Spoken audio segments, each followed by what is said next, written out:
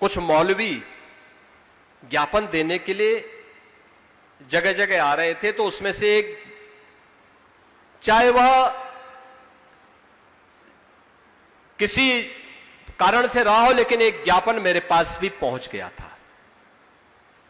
उसमें था कि गाय को राष्ट्रीय पशु घोषित किया जाए, क्योंकि बहुत सारी यात्राएं निकलने लग गई हैं।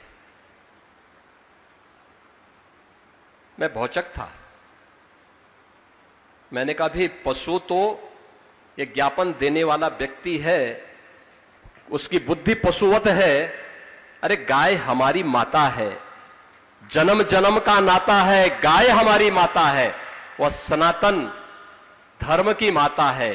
गाओ विश्वस्य मातरः, उसको भारत की धरोहर के रूप में हमें सजोना चाहिए।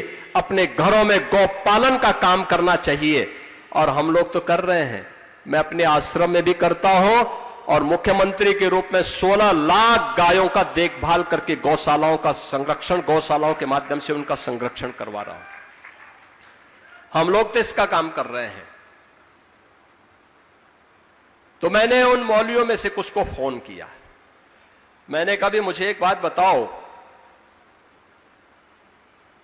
ये तो हमारी सनातन धर्म की धरोहर है, भारत की धरोहर है, आपने पशु क्यों कहा?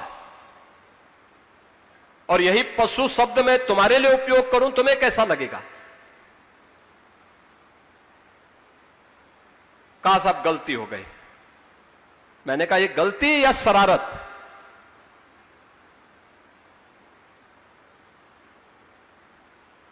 और ये शरारत बार बार क्यों? और ये तुम सिखाओगे? तुम सिखाओगे हम हिंदुओं को कि गौ माता की पूजा कैसे करनी है? अरे हमारा तो कोई संस्कार गौ माता के बगैर होता ही नहीं है। हमारे यहां हर हिंदू का संस्कार है कि पहला ग्रास गौ माता का होता है, और अंतिम श्वान का होता है।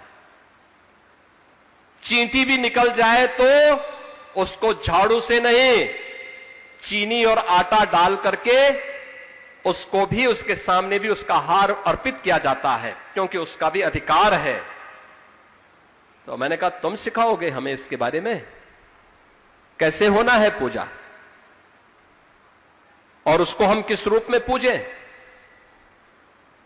ये उपदेश अपने कौम के अंदर देते, गौ तस्करी और गौ हत्या करना बंद कर देते, तो कम से कम हमारी जो पुलिस वहां लगी है उसको हम कुछ दूसरी जगह लगा देते। बहनों और भाइयों, ये भ्रम की स्थिति पैदा करने की जो दुरभिसंधि चल रही है, इससे सतर्कता और सावधानी बरतने की आवश्यकता है। भारत गुलाम क्यों हुआ? दो ही कारण से, अंतर्विरोध और छल,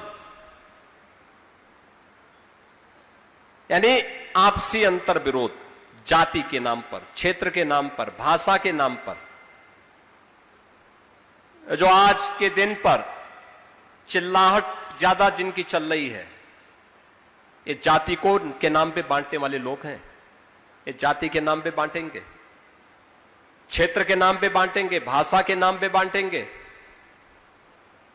और फिर सोशल मीडिया प्लेटफॉर्म के माध्यम से फेक अकाउंट बना करके एक जाति को दूसरी जाति को गाली दिलवाएंगे, दूसरी जाति को पहली जाति को गाली दिलवाएंगे, आपस में लड़ाएंगे।